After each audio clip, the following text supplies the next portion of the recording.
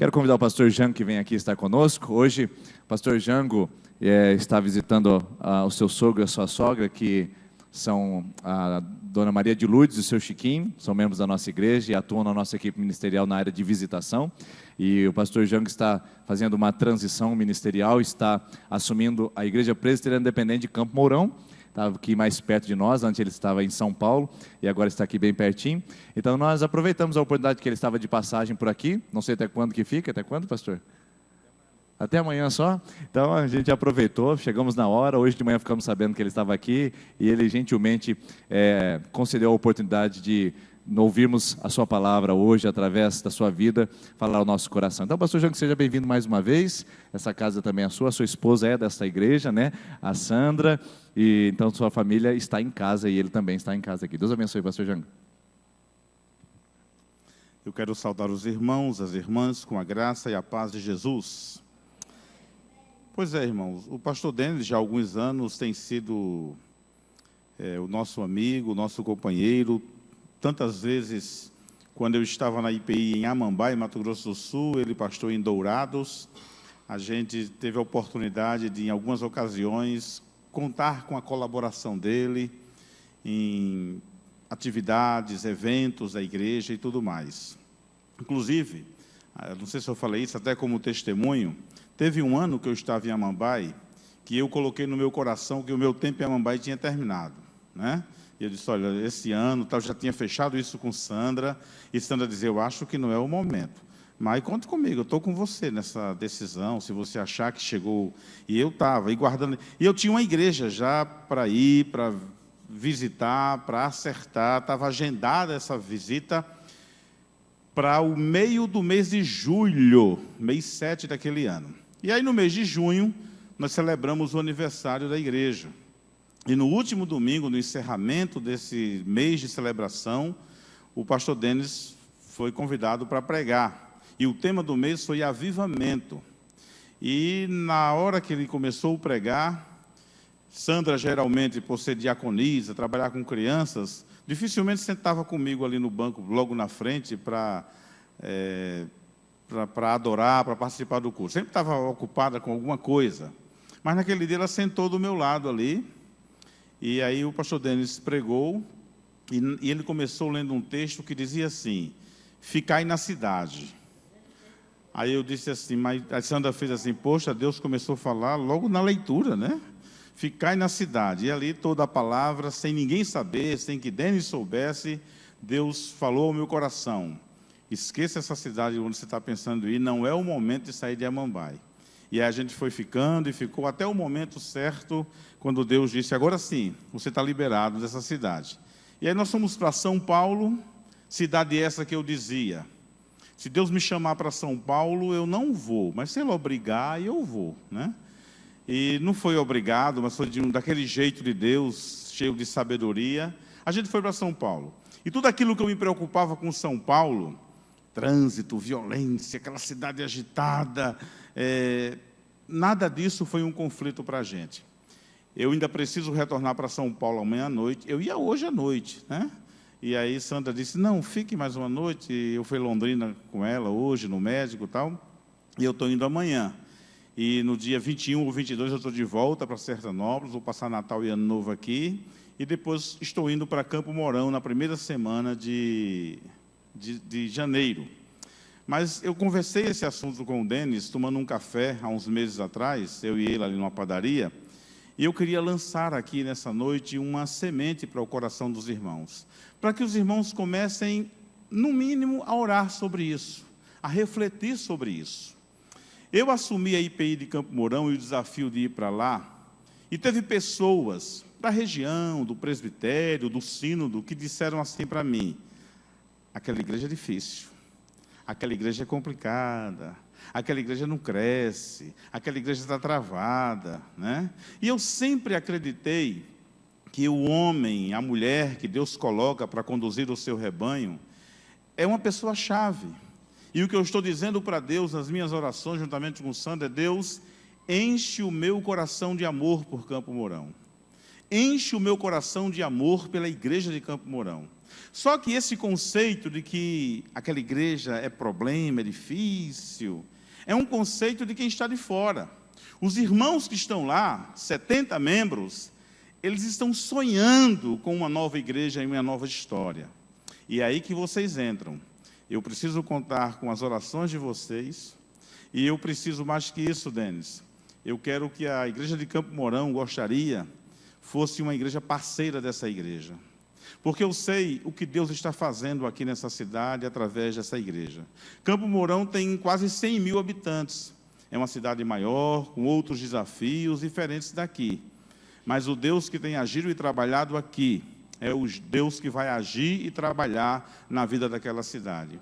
E eu estou dizendo a Deus, Deus, e tenho levado a igreja, porque eu já fui várias vezes, estive domingo pregando, tomei posse já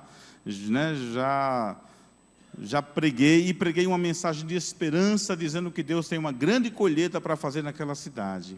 E que Ele não vai usar o prefeito, nem o governador, nem o presidente. Ele vai usar os seus discípulos e as suas discípulas que estão ali.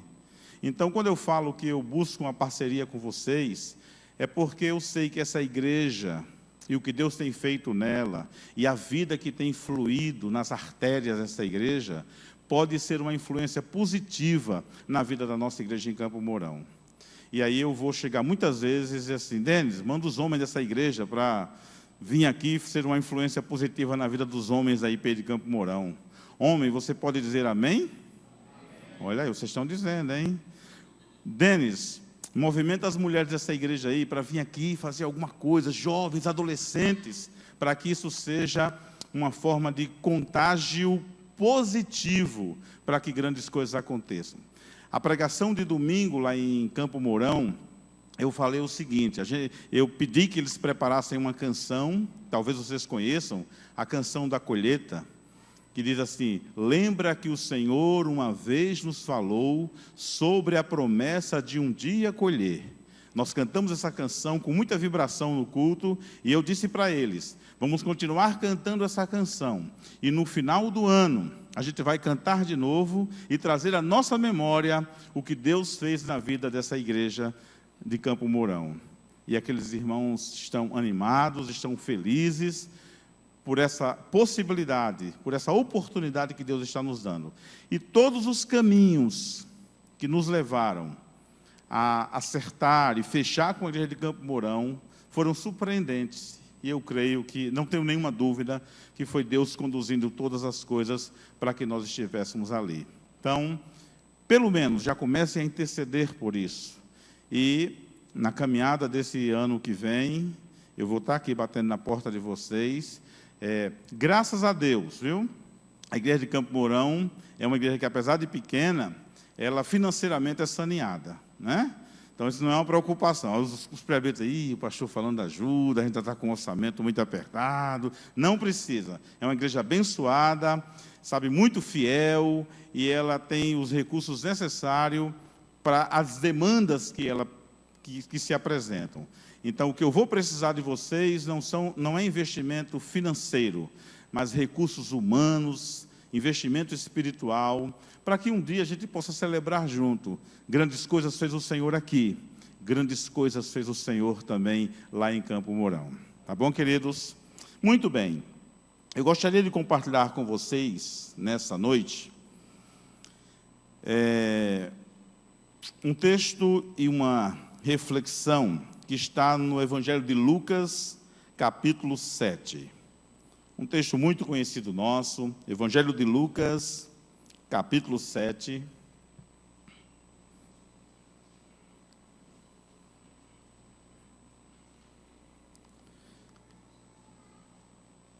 Nós vamos ler a partir do versículo 11.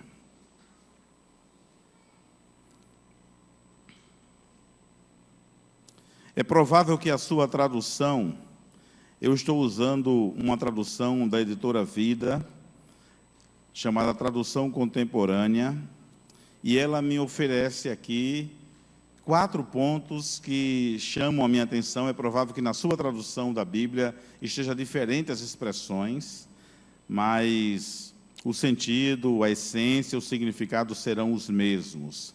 E o texto bíblico que iremos ler, Lucas 7, a partir do 11, diz o seguinte: Logo depois, Jesus foi a uma cidade chamada Naim, e com ele iam muitos dos seus discípulos e uma grande multidão. Quando chegou perto da porta da cidade, levavam um defunto, filho único de sua mãe, que era viúva, e com ela ia uma grande multidão da cidade. Vendo-a, o Senhor sentiu grande compaixão por ela e lhe disse: Não chores. Chegando-se, tocou o esquife e, parando os que o levavam, disse: Jovem, a ti te digo, levanta-te.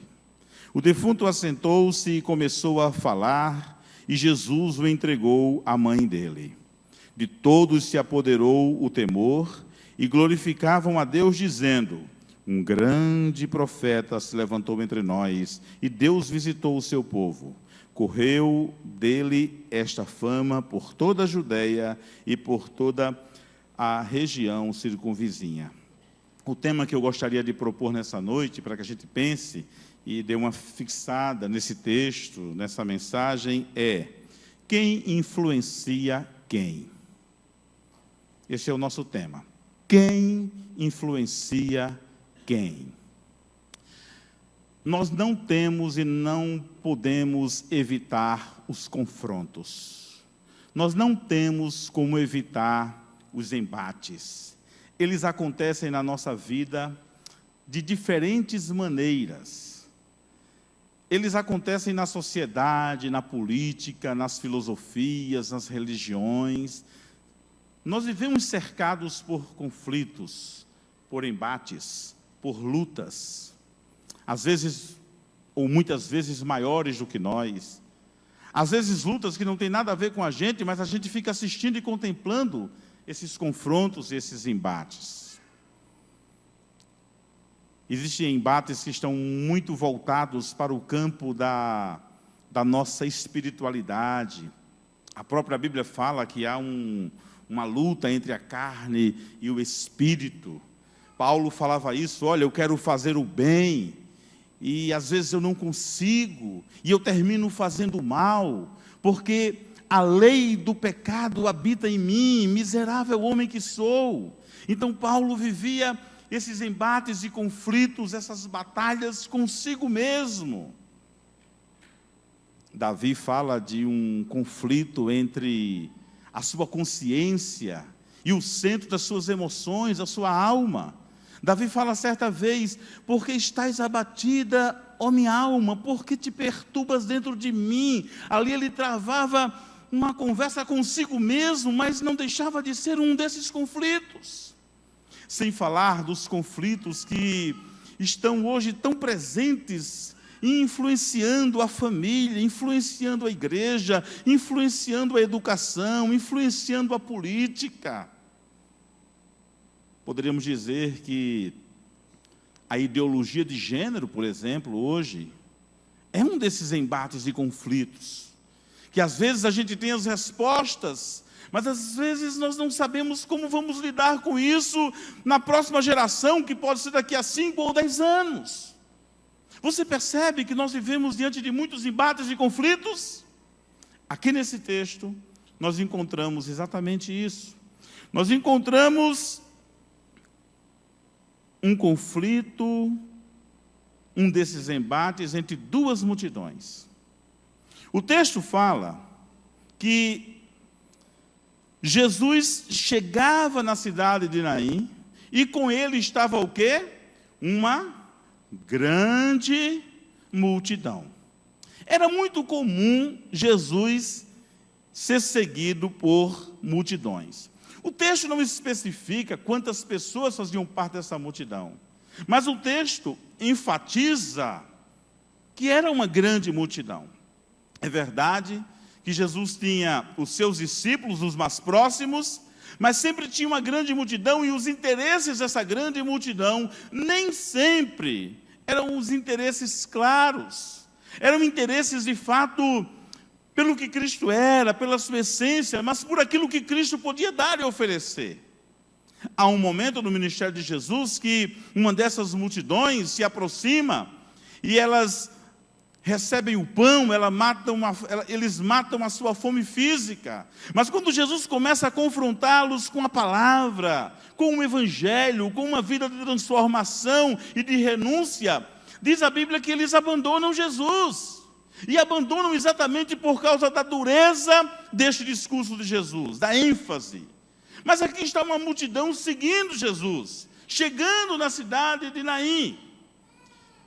Mesmo que os interesses dessa multidão que estava ali seguindo a Jesus fossem, e se pudéssemos conjecturar, que talvez fossem, eles estão seguindo por causa dos milagres, ou por causa da cura, o texto não fala isso, eles estavam pelo menos ao lado do Senhor da vida. Era alguém que estava ali, seguindo aquele que tinha cheiro de vida. Aí nós encontramos o confronto ou o encontro dessa multidão com uma outra multidão. A multidão que sai da cidade.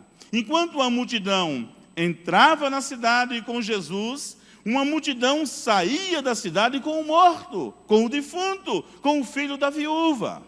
E aí você veja que confronto claro. Uma multidão está com o Senhor da vida, representa a vida. A outra multidão está representando a morte.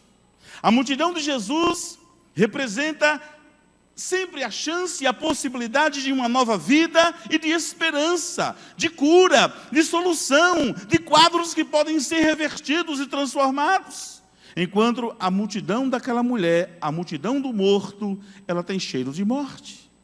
Não há esperança. O filho morreu, o filho se foi, a tristeza se alojou no coração daquelas pessoas. Aquela multidão estava sendo solidária com aquela mãe, mas eles não podiam fazer mais nada a não ser sepultar aquele filho.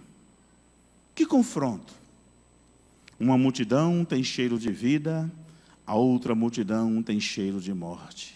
Uma multidão tem as marcas de Jesus, a outra multidão está sendo marcada por algo que todos nós não podemos evitar, a morte, e a morte que é oriunda por causa do pecado. Quem influencia quem? E aí eu pergunto, qual é a multidão que nós estamos fazendo parte? Aí nessa noite, todos nós que já cantamos, estamos aqui celebrando, adorando, declarando as grandezas de Deus, diríamos o seguinte: não, pastor, nós somos da multidão que caminha e segue Jesus. Você pode dizer amém para isso?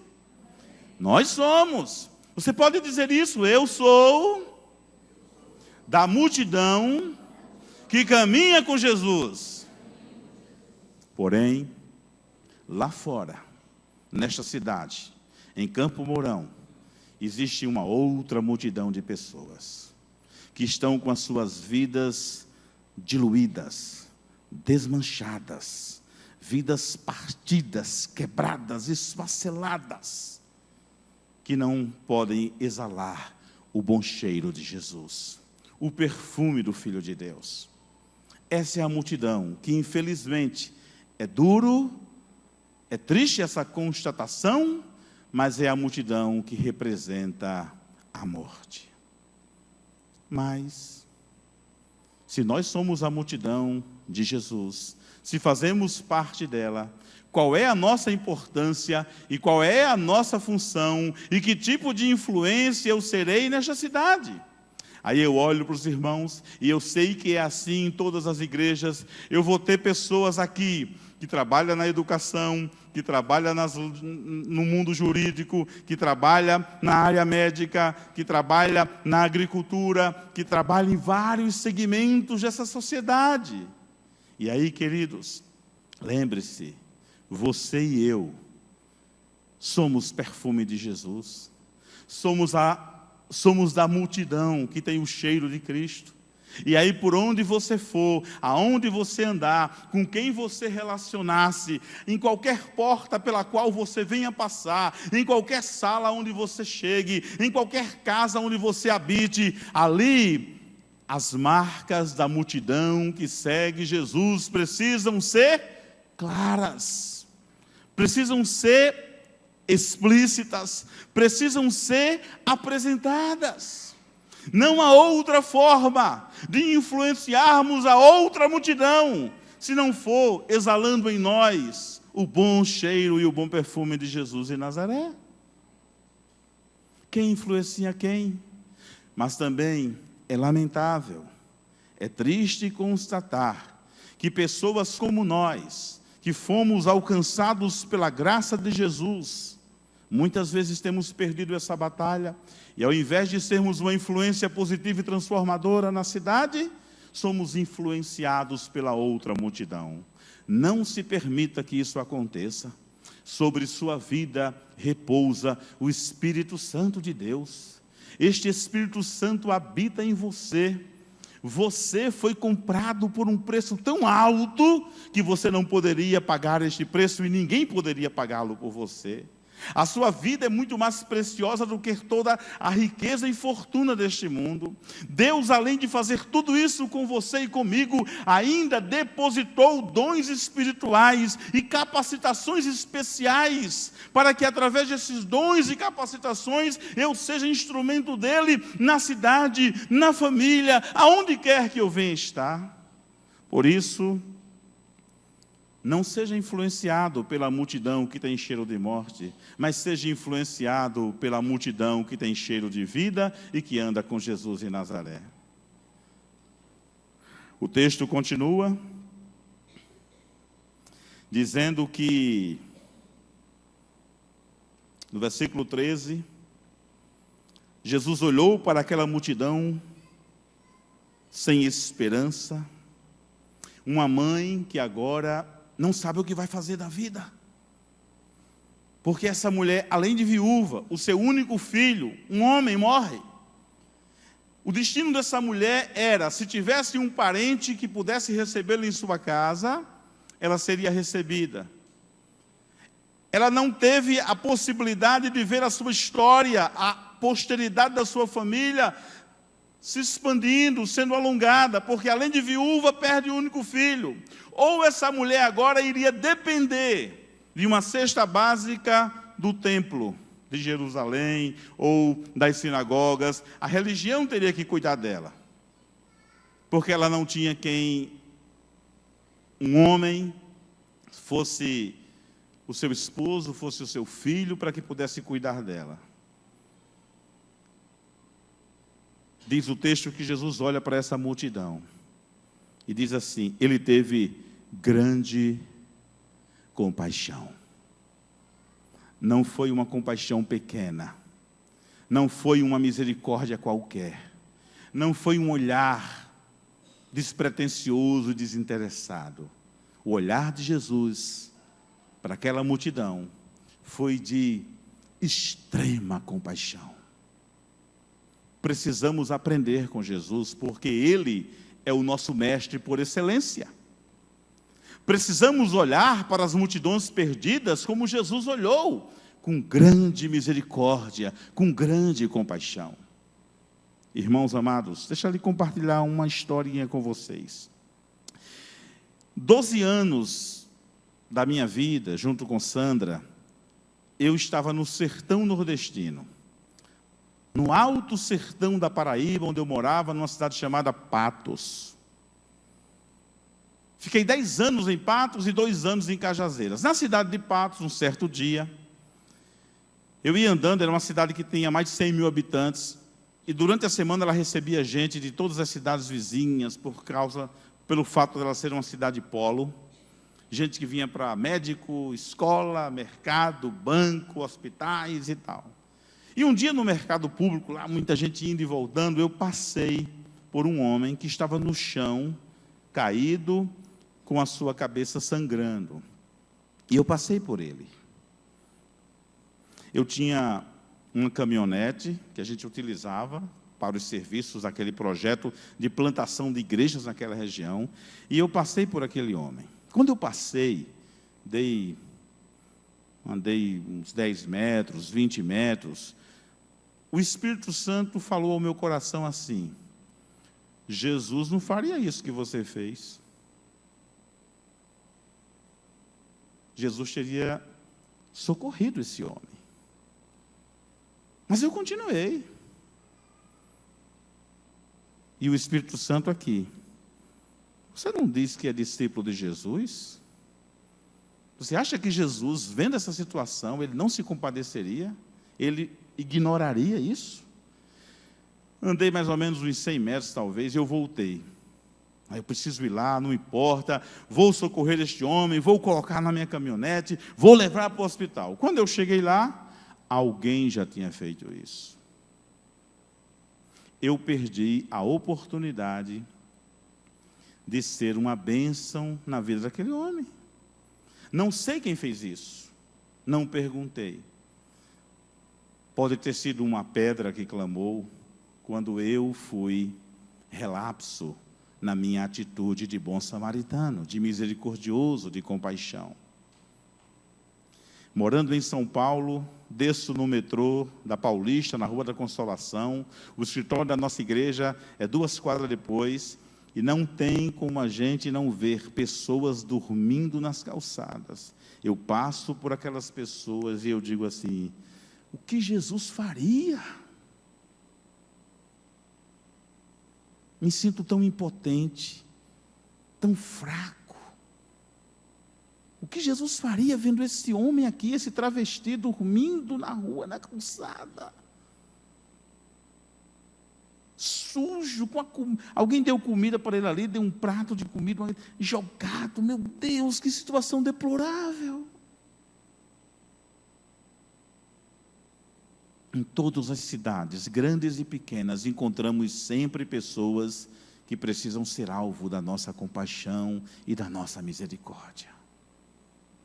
Aqui Jesus teve grande compaixão. E veja só, um olhar individualizado, um olhar de Jesus personalizado.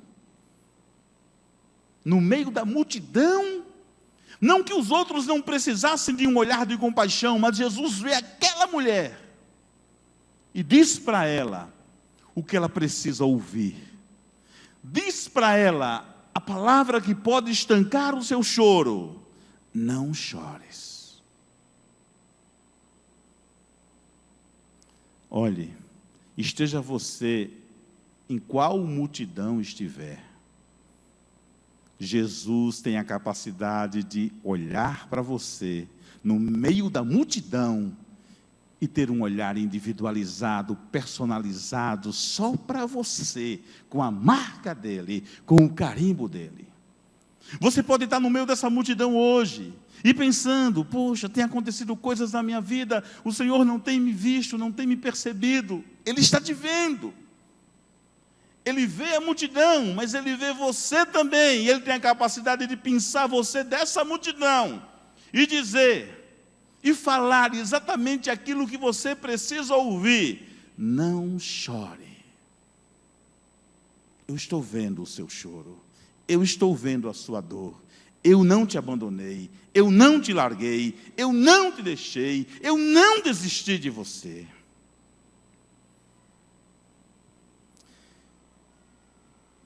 Diz que ele chega, toca o esquife.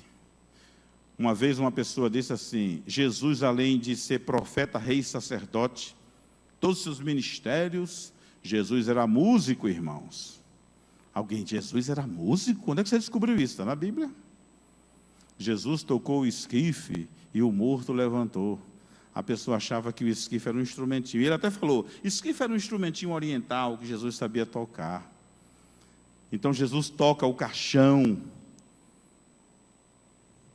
O que não era permitido, tocar no morto, tocar em alguém que está ali sendo sepultado, isso ia contra todas as leis cerimoniais dos judeus. Ele estaria se contaminando se ele fizesse aquilo, mas ele toca. E ele diz, jovem, a ti te digo, levanta-te. O jovem também está naquela multidão.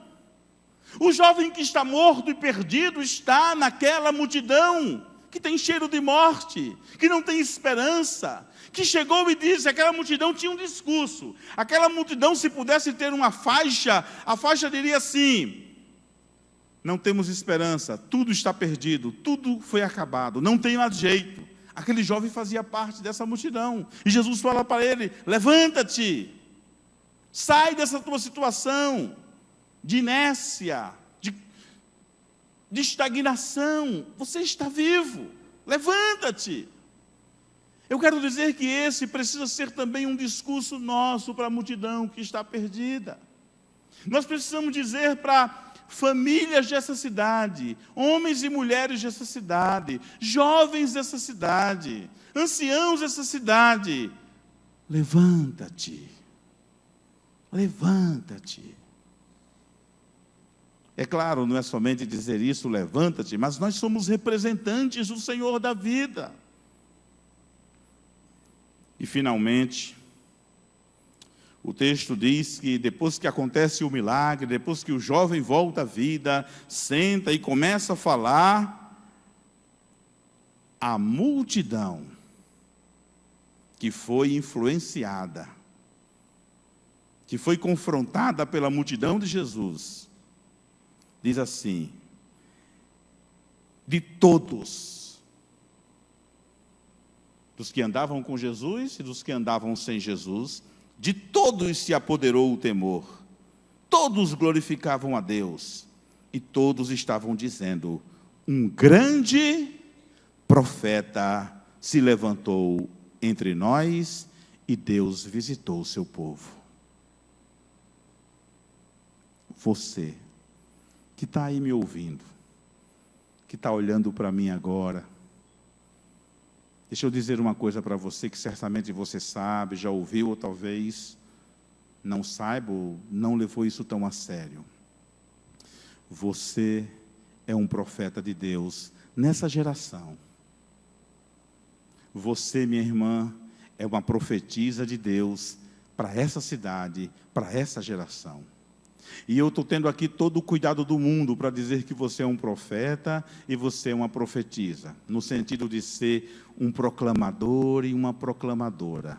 Alguém que vai não se preocupar ou procurar adivinhar o futuro das pessoas, mas, sobretudo, a profecia no sentido da proclamação. Profetas que vão profetizar sonhos sobre a vida das pessoas. Profetas e profetisas que vão declarar para muita gente dessa cidade que Deus tem uma história para escrever e para construir na vida dessas pessoas, como aconteceu com a sua vida também.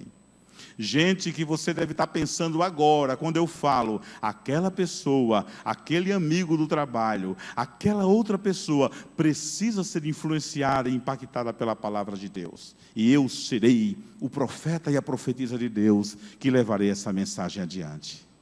Deus tem muita gente nessa cidade que precisa ser alcançada.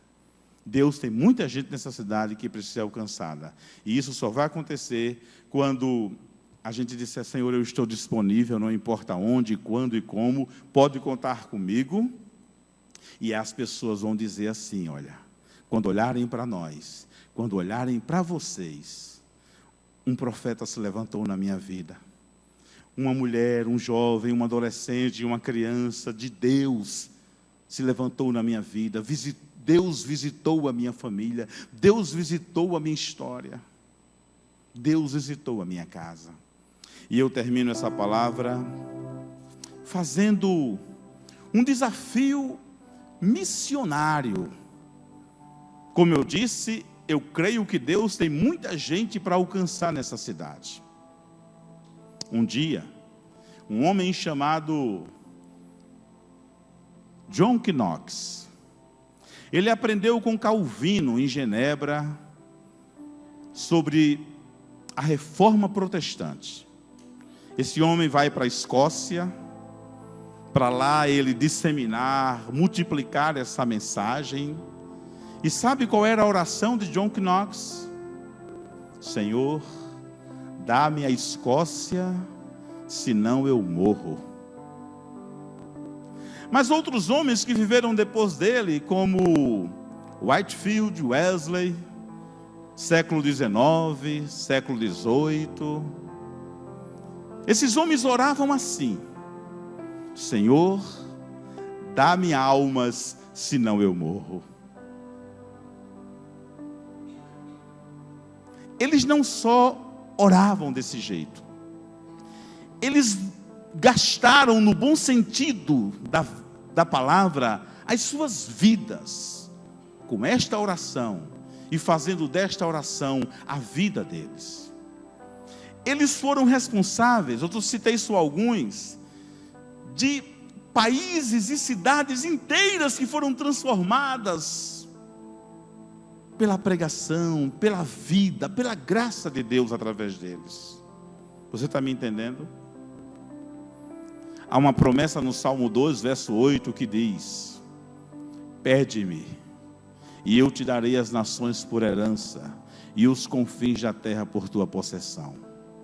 Um dia, lá no passado, há 20 anos atrás, eu orei a Deus: Deus, dá-me 10 cidades do sertão nordestino. E sabe quantas cidades do sertão nordestino Deus deu para nós, para a IPI do Brasil? Onde não tinha uma única alma vivente da IPI naquela região. Sabe quantas cidades Deus deu? 10 cidades.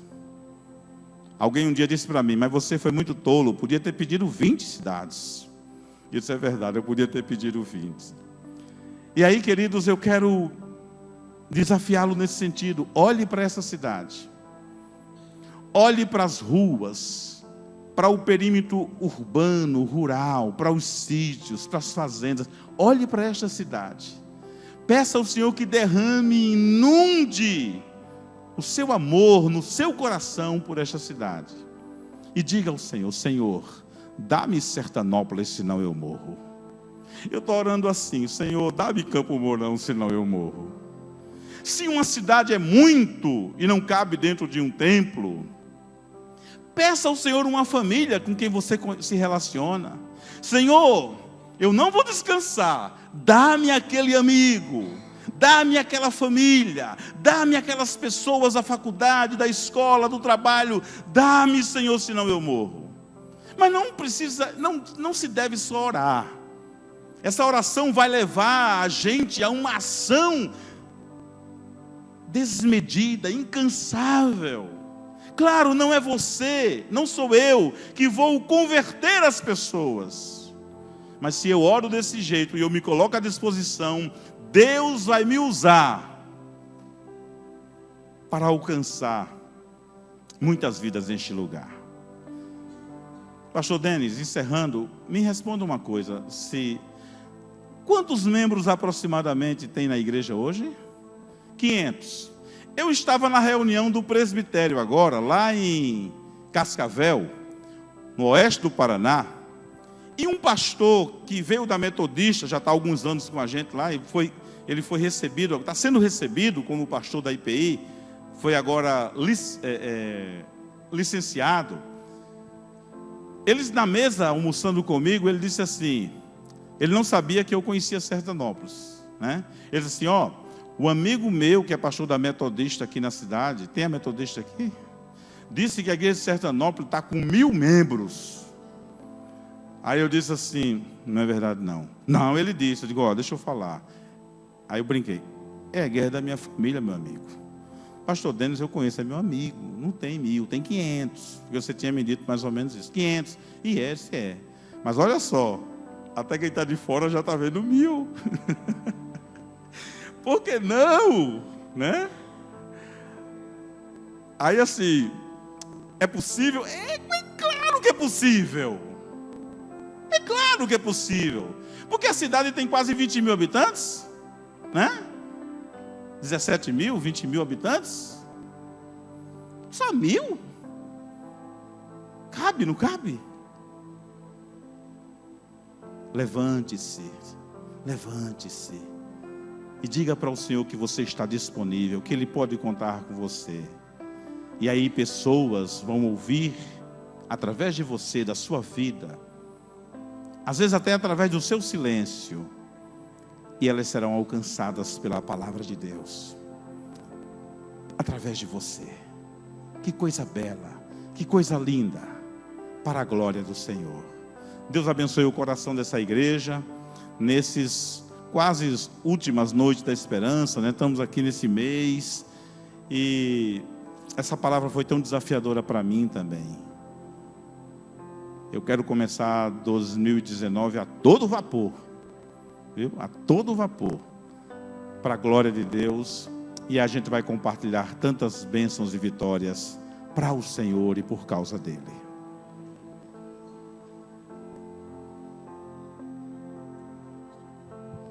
Obrigado, pastor Jango. Bom, eu quero então aproveitar esse tempo e fazer o desafio um pouquinho mais específico, para que você, a semana que vem, possa trazer alguém para a multidão de Jesus, né? Você está na multidão de Jesus ou na multidão do ofício fúnebre? Qual que você está? De Jesus, certo? E pode ser que um amigo do seu lado, ou até mesmo um parente, ou até mesmo alguém da sua própria casa, esteja dentro da multidão do ofício fúnebre. Eu queria convidar você a semana que vem, a penúltima terça-feira do ano de 2018, gente que passou esse ano estraçalhado, destruído, numa condição deplorável de vida. Quem sabe seja a penúltima terça-feira que vai abrir os olhos dele e dar esperança para 2019. E você vai ser o agente de Deus para dizer: olha, tem uma multidão aqui do outro lado, tá? Não tem só tristeza no mundo, não tem só perda, não tem só derrota. Tem vitória, tem alegria, tem bênção. E eu queria desafiar você então, diante dessa palavra que o pastor Jango trouxe, para que na terça-feira que vem, Deus coloque no seu coração uma família, uma pessoa, um amigo, um companheiro de trabalho, um colega, alguém que você tem a oportunidade de falar: eu espero você na terça-feira para a multidão do lado de Jesus, e a gente vai celebrar juntos aqui nesse lugar. E se você ainda quiser começar uma campanha de oração, dá tempo. A gente está fazendo hoje o nosso tempo de oração pela segunda, terceira e quarta, e agora nós vamos orar por quinta, sexta e sétima semana de oração. Porém, você que vai começar hoje a sua campanha, você vai vir à frente, junto com os demais irmãos, pegar esse cartãozinho, levar para sua casa, e hoje já é o primeiro dia de oração, de campanha na nossa comunidade, tá bom? Terça-feira que vem eu espero você nesse desafio de trazer pessoas para a multidão e vir para a multidão de Jesus que celebra, porque Ele nos fortalece, nos ajuda por tanto nos amar. Vamos colocar em pé, vamos encerrar essa noite. Quero convidar você que está na sua quinta, sexta e sétima semana a vir aqui à frente, e você que vai começar seu propósito de oração, vem aqui rapidamente, nós queremos orar com você enquanto tocamos essa última canção.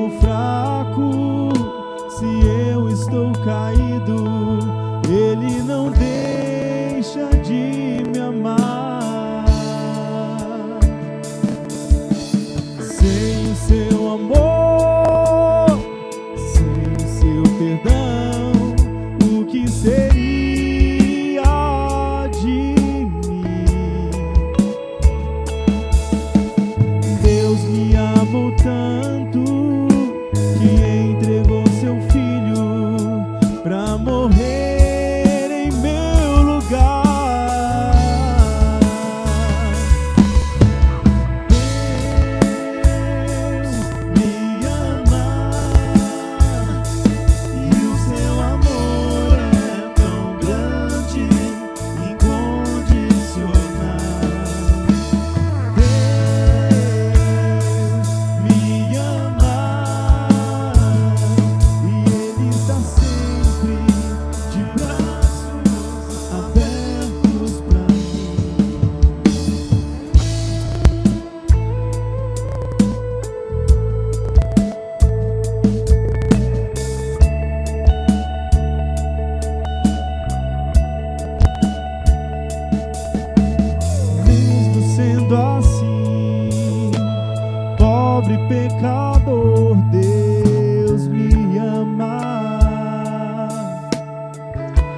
Vamos dizer isso mesmo sendo falho, mesmo sem você merecer, mesmo. sem merecer. E nós não merecemos nada, Deus me ama. mas pela sua grande e infinita graça Ele nos coloca do lado da multidão que celebra. Pelo seu amor Ele nos coloca nesse lugar. Se estou forte, Em qualquer ocasião se eu estou de pé, Deus me ama. Ele nos ama. Em qualquer condição, sinta o amor dele essa noite, falando ao seu coração, Se estou confortando a sua alma. Se eu estou caído, Ele não deixa de me amar. Nós não podemos viver Sem o teu amor, sem o teu perdão, o que seria de mim? Deus me amou tanto que entregou seu filho pra morrer em meu lugar.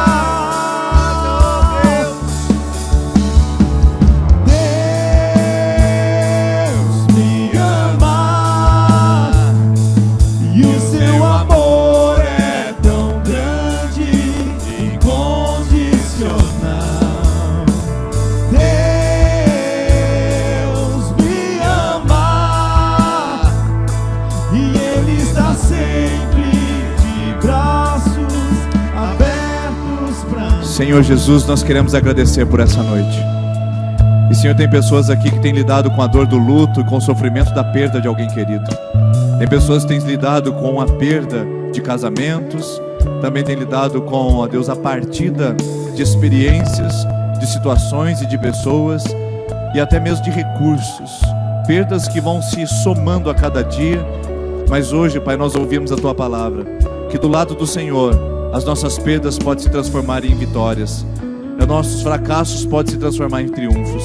Portanto, leva-nos para casa nessa perspectiva, de que nós podemos influenciar a multidão com a palavra de Cristo e a presença dEle em nós. Abençoe nossa semana, abençoe nossa casa, abençoe a nossa vida, leva-nos em paz, cuida da Tua igreja, abençoe a vida do pastor Jango, sua família, os novos desafios, e que a Tua presença nos guarde, nos proteja e nos ilumine, em nome de Jesus.